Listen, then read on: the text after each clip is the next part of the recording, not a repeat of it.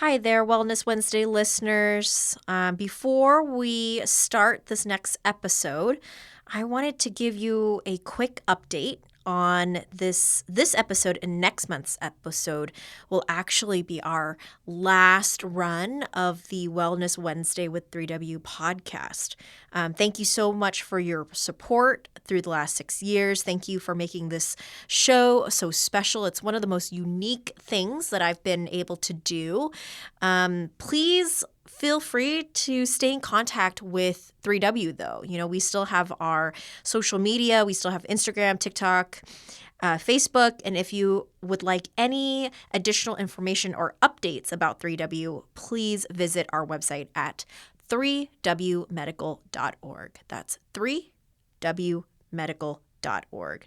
Thank you so much for tuning in all these years. It has been a great pleasure and honor to be the host of Wellness Wednesday with 3W for the last 6 years. So without further ado, let's enjoy this next episode. Thank you. Hello, and welcome to Wellness Wednesday with 3W.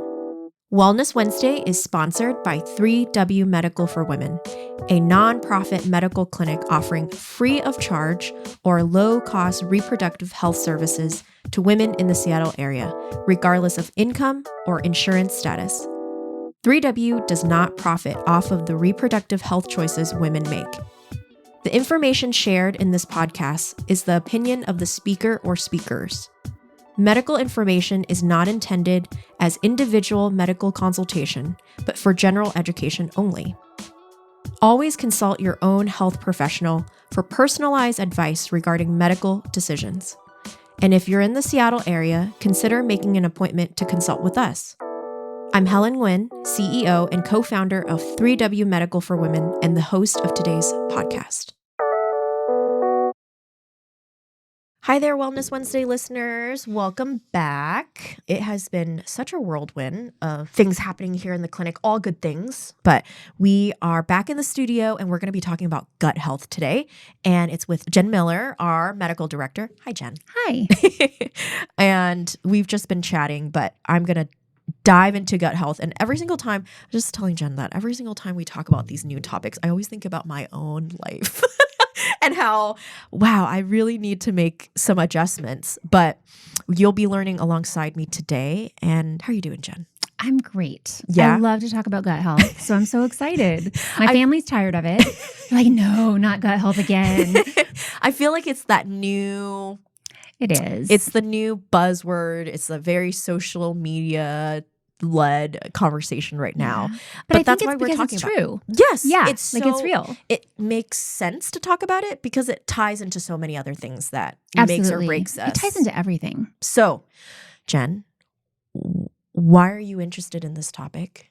Yeah. And why is it important to you to talk about it? It's a really good question. So I'm going to back up. I'm going to start kind of from the beginning. So I went to when I went to school and became trained, I learned everything very traditionally. Okay. Got into practice, was working in this community health center kind of out in the middle of nowhere, Washington, and was realizing, oh my gosh, people are not getting better. I'm just giving lots of pills, lots of medication, just keeping people alive, right? So number one, I was really dissatisfied with that. Like, this is not satisfying. Mm-hmm. Simultaneously, in my house, I had a toddler that was out of control.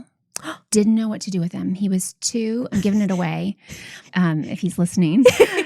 He was wild, just angry, irritable, like the sweetest little thing, but super explosive. Okay.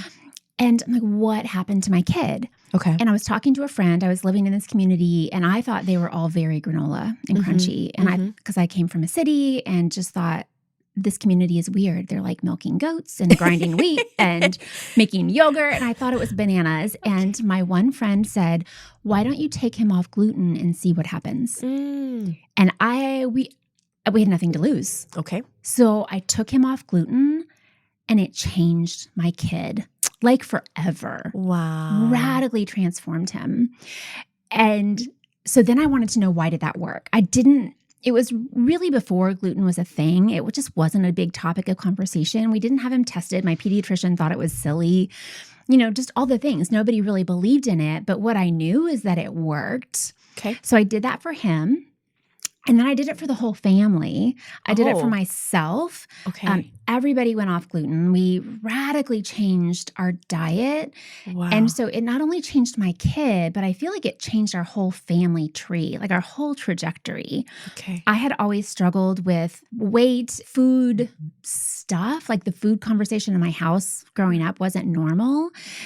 It changed everything for me. It stopped that noise. And so then I started digging. Why did that work?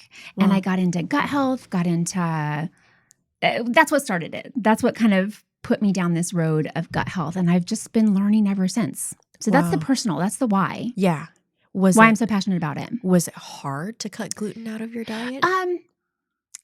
Not a lot. It wasn't really. Okay. Yeah. So we just substituted rice and potatoes. Like we didn't give up starches, but and the kids were still little. So when they're little, they just don't know. Right. Our older son, it was harder. He was 8 years older. So we had a 10, 12-year-old. He wasn't having it. But we just, we don't make food a fight in our house. Right. So we just didn't have it in the house. Did you and your husband, how was getting your husband on board with it? Was it easier? He's pretty easy. He's like, whatever you have, I'll eat. So he's the easiest of us all, I think. Okay. And did you have to change the way you prepared food?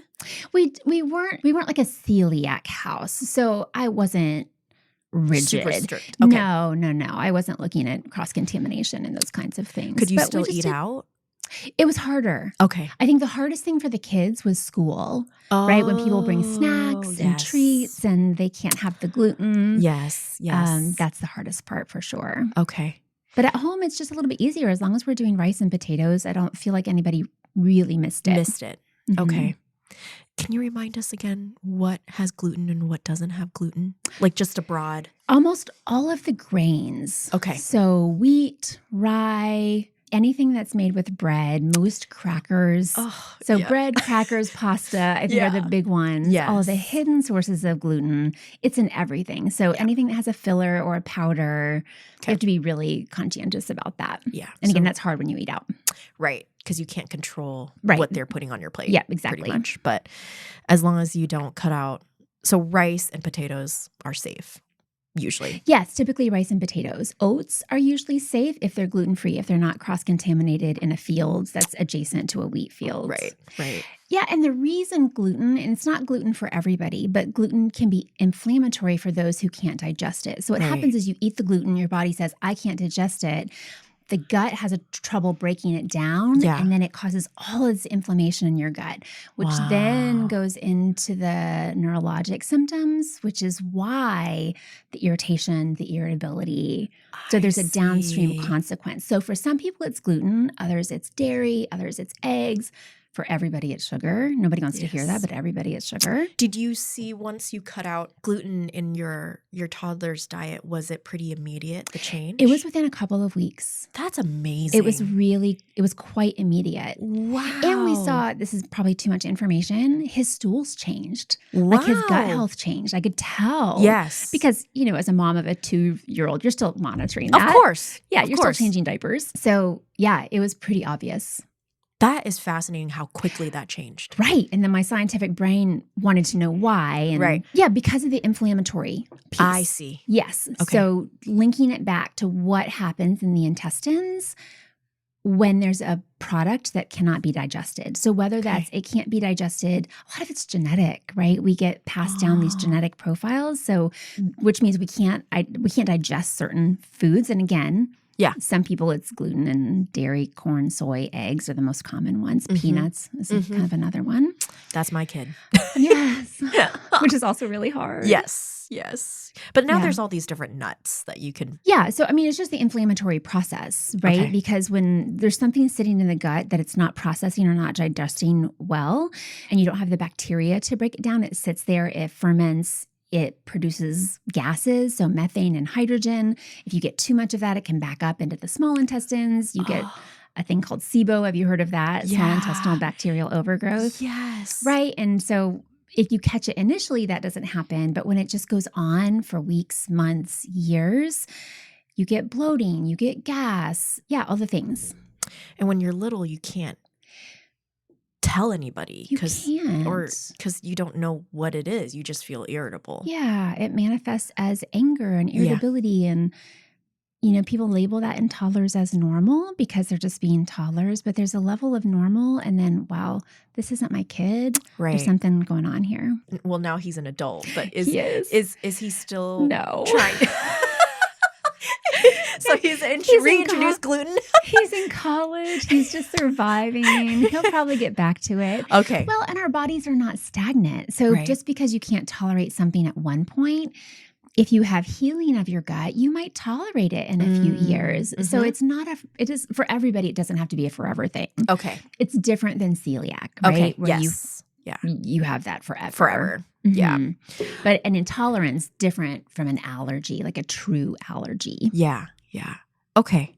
That's still fascinating to me how quickly it worked. Yeah, and I think for some people it's not that quick. It just for Sure. us it was. Maybe because he was just 2. Right. And it just, Yeah. younger little people heal metabolisms. faster, Could kind be. of thing. Haven't figured that one out.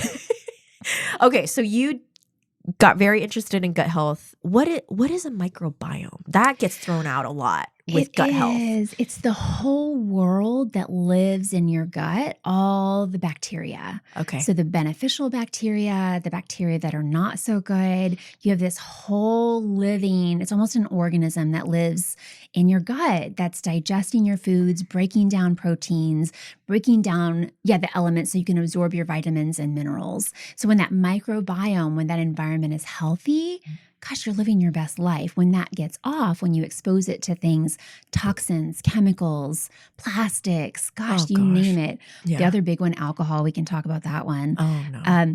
All of these things can disrupt that balance. And then we lead to dysbiosis, which is an imbalance of the bacteria, where I kind of say the bad army overcomes the good. We want the good army to be in control. Like you're still going to have some bad players in there. That's just part of it. Like E. coli.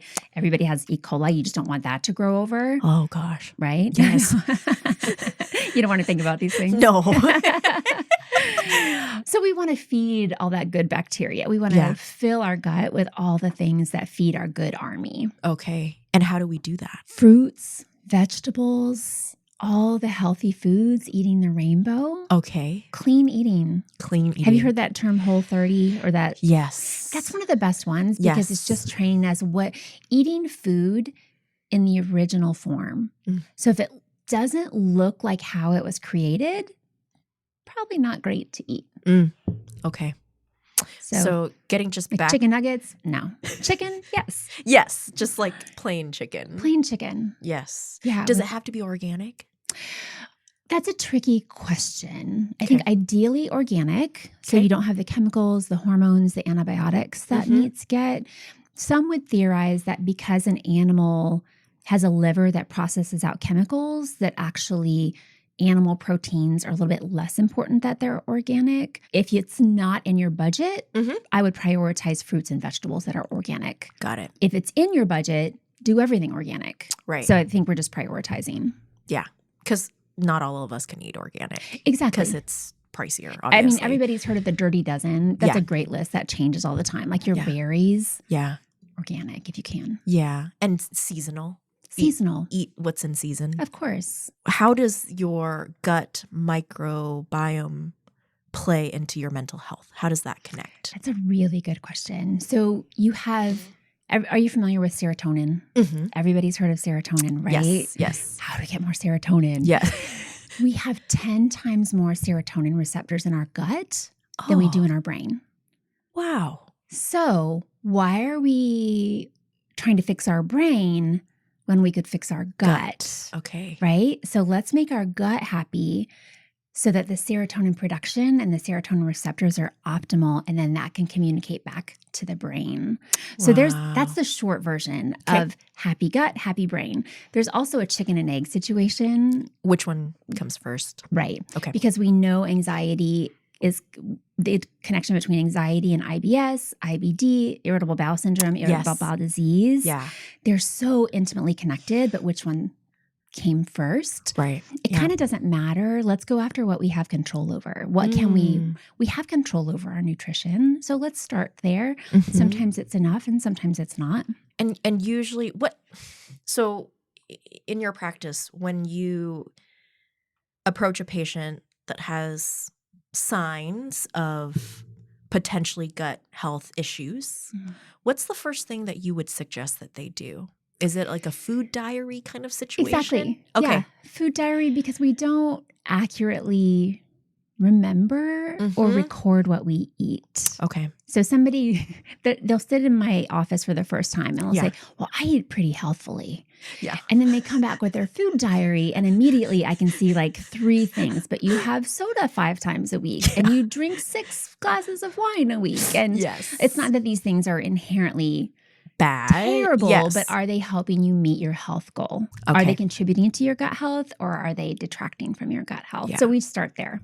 So it's a lot of trial and error. It's a lot of like looking at what we're ingesting and then tweaking things. It is. A lot of times we start that way just to be budget friendly. There's some great tests out there. So you can test for food sensitivities. You can test your gut health all day long. You can do a test for your microbiome to find out how much good bacteria you have, how much bad bacteria you have. So for people that have the resources and want to just do everything at once, we'll test and find out where they are so we can target very specifically. I see. But we can also we can do trials. So let's say somebody says, I think I have a gluten problem or I think I have a dairy problem. Give it up for 3 weeks. It needs to be like 21 days. And see, do you feel better? So, and I'm not talking a little bit. It has to be all or nothing. You can't say, I'm going to give it up 90% because that little exposure, I'm just going to have 1 cookie a week. Well, as long as it's a gluten-free cookie. Okay. So that's kind of the magic number, 21 days? That's what I've found. Yeah, anything less than that, it just takes about 3 weeks to get your body to stop reacting. Got it. To a substance. Training it to it's kind of like starving it. Yeah, because if you're exposed to something that your body doesn't like, it produces antibodies to try to fight it. And it takes about 3 weeks for that to fizzle out. Okay. Now, if you haven't eaten gluten in a month, you can't test for it because your body's not going to have the antibodies. I see. Okay. So it actually has to be something that's in your system if you want to test for it. It's a commitment. It's an investment and a commitment to see what's at the end of the results. Right. But it sounds like for some of us who are dealing with a lot of health issues that modern medicine seems to take up this pill or blanket statement. This is just what you're going to have to live with for the rest of your life. It's part of aging. I hear that a lot. Yes. Part of aging. It just doesn't feel good. It doesn't feel good. And I don't think it's the whole truth. It's not the truth. Yeah. It's not the truth. Because I see social media again, there's a lot of people that start making drastic lifestyle changes and they get healthier or they feel better than they were in their 30s or 40s kind of situation. So it can be reversed or readjusted. For so many people, it can. Yeah. And for some, it's not the whole story, but it's one of the pieces that's accessible. Right? I think the hardest part is that we all have such unique relationships with food. It's part of, we hold it so close. It's part of our family. It's part of our culture. Yep. Part of just everything that we hold so dear. And so to change that, I feel like it's such an emotional decision. It's a huge decision. Yeah. I mean, speaking from someone that's an emotional eater, I'm happy, I'm eating. I'm sad, I'm eating. That time around like 9 to 10, I feel like a snack. Right. Why is that, right? It gets hold of you. Yes. And it's like, well, it's been a hard day. I'm just going to eat. That's maybe more of a dopamine. Yes, it is totally a dopamine thing. I need a little bit of a hit emotionally. I'm usually not hungry. It's just something comforting. It's like it's become your security blanket where you feel like you're deserving of it. And I feel like living in a country that's very indulging in, well, if it feels good, do it. Right. There's not much stopping you from just indulging in it. Right. For a lot of the time. But the saying is, at some point, if you eat a lot of chocolate cake, you get fat. It's like it starts wreaking havoc on other parts of your body that it feels good initially, But then growing up, it was a luxury to eat McDonald's because my family just didn't have a lot of money. And when we, after church or something, we'd go and have a burger and it was like, yes, it's so good. Right. It was a treat, a reward. Oh, yeah. But we didn't have it a lot. And then in my 20s, when we had money, it was like, oh gosh, I can eat it all the time. But then now when I eat it, I feel awful afterwards. And then why do we still do it? Exactly. Right. And so my husband and I have totally cut out a lot of that stuff in our diet and our lifestyle because it's just not worth to feel crappy after you eat a really good McDonald's burger. But it just wasn't worth. It's the nostalgia of it, but then it doesn't feel good anymore because we're just not digesting it. Like we used to. What you've done is you've changed the value. You attached a new value to a new behavior. Yeah. Why is this important to me? Yeah. Right. So if you want to make a change, you can't do it because somebody said so. It has to be, I value my health more than I value the nostalgia or the dopamine. Like, what's my why? Again, why do I want to do this? Yes. And I really love taking it from an abundance mindset. Like, I'm not restricting. I'm going to flood my body with all of this good food because it's nourishing and it's helping me accomplish the goals that I want to. It's not a restriction. It's an abundance mentality. So I just find that to be a little more helpful when I'm framing it with people. Well, and now that we have an audience like our child, I see it as not teaching him to, just because it tastes good and feel good does not mean that it's good for you in the long run. Right. So I just go back to, I don't want him to be on a McDonald's diet in the long run. It's not that I'm saying don't ever eat McDonald's. Like once in a while, it's not that big of a deal, right? Everything in moderation. 90-10. Yeah, it's not that big of a deal. But if we're eating it once a week even, it's probably not a good thing. Right. Because it makes me irritable, it makes him irritable, and then everybody's miserable. Right. Well, and I think asking really good questions for kids, right? Yeah. Like, oh, how did that make you feel? What do you think about that? Yeah. Even for ourselves, asking the question, how do I feel about that? Let me take a moment and check in. Gut health in the sense of medication. How has that contributed to our gut health? Because that's a whole can of worms. That's a whole thing. So when we think about all of the things, so we go back to the microbiome, right? Yes. This beautiful living organism, all the organisms that are living in our gut. Yeah. Well, what happens when we take antibiotics? Yes. Right? Yes. Because we get an infection in our throat or in our ears or on our skin. And thank goodness for antibiotics. Yes. Don't get me wrong. Yes. They save lives every day. Yes. So I'm really thankful, but they wipe out the bad bacteria. They also wipe out the good bacteria. It takes months to recover that. So just being really conscientious about that and having an awareness. Maybe I want to do some prebiotics or probiotics, or it's a whole other thing, how you prevent infections. That's a different podcast, a different conversation. Yeah. But we have to be mindful. So we see that people that had ear infections a lot as a kid, much more likely to have SIBO or some of those gut conditions later on. So it's part of the history when I'm asking patients, how many antibiotics did you have as a kid? Gives me a really good idea of what might be going on with their gut today. Yeah. And then I'm going to make a big blanket statement, but in my culture, we never believed in finishing antibiotics. Oh. So the minute I used to have chronic ear infections, so I was on antibiotics a lot. And so, but then once the ear infection 4 days, and you're was better. done, like my mom never listened to her. Sorry, Mom. My mom never listened to the doctor to finish all of the antibiotics. Right. So then there's the whole thing about antibiotic resistance, right? When you don't wipe it out, they come back stronger. Yes. Does that affect gut? That's a good question. I'd have to look at the research on that question specifically. We know it leads to antibiotic resistance, but I'm not sure the connection between not finishing the antibiotics and gut health. Yeah. I was just always wondering. Yeah, separate questions. Yeah. But I'll have to look into that. But yeah, we overprescribe antibiotics in our world right now.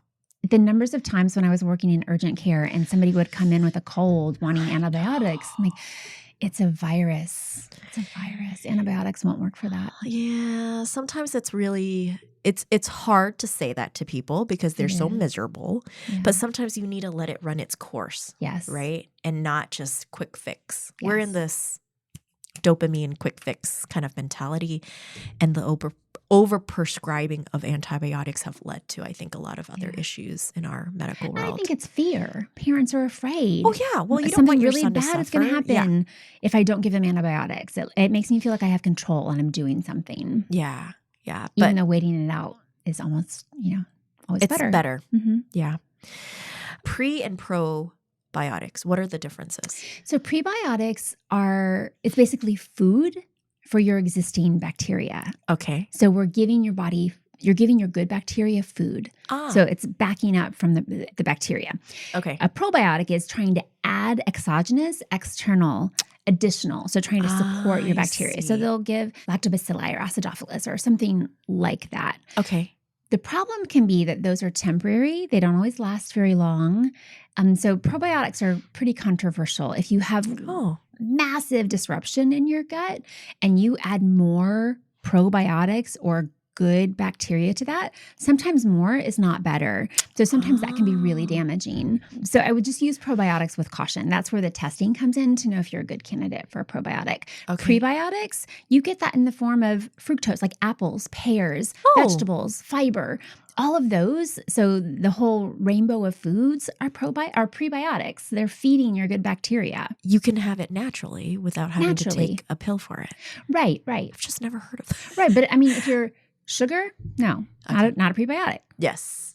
Flour, not a prebiotic, right? Okay. It's those the fiber that's in your fruits and vegetables. That's where the magic is for the prebiotic. What are some things we can do to help with gut health? I think it does come back to the really clean eating. Okay. Thinking about what's going to feed your gut. Okay.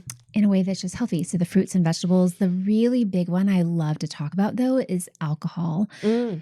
Okay. Alcohol is such a disruptor to gut health. I used the illustration, especially during COVID. This went over really well because do you remember how much hand sanitizer we were using? Yes. It was by everywhere, the gallon. Right? You couldn't buy whiskey, but you could buy hand sanitizer because all the companies were making it. Yeah. It kills the bacteria and the viruses and everything on your hands. Well, as soon as you ingest it, what do you think it does to your gut? Same thing. Wipes it all out. Wipes it. Like a bazooka. Yeah. Right? It takes weeks to recover your bacteria after you have one glass. Wow. Okay. Not only that, it has impact onto your neurotransmitters. So when we think about alcohol and gut health, huge disruptor in gut health. You can have anxiety for weeks after one glass. It takes that long to potentially recover. Wow. Your liver views alcohol as a toxin. Great. So when it diverts all of your resources, I know, this is the one that people don't like. All of your liver resources are diverting to clearing that alcohol. So what happens to the plastic that you have or the chemicals in your food or the other things? They get by because your liver's so worried about the alcohol. On the alcohol. Yeah. So I would say I have this conversation literally every day with my patients. Like with alcohol, it's not that, again, it's inherently bad, a drink at a wedding or whatever your beliefs are. Right. Not mad about it, but just understanding what the consequences are. Right. It's the give and take. Like if I do this, just know that there's pros and cons to it. Absolutely. Yeah. And for somebody, let's say they suffer with anxiety, they should probably hit pause on that for a little while until they get back. And then at some point, like I said, maybe their gut heals, they get really good healing. They might have a little bit better tolerance in a year or two, and they can do a little bit more. They can go out with friends. And so again, I'm not like hating on alcohol. Right. Right. I mean, again, moderation and just being aware of the pros and cons of what you ingest and what happens afterwards. Yes. Is it all types of alcohol? Oh, yeah. It's beer. Yeah. Hard alcohol. Yes. Margaritas. I mean, obviously, the higher the concentration, the worse it is. It's not surprising. People should not be surprised. It should not be new information. It's everywhere. It's a reminder that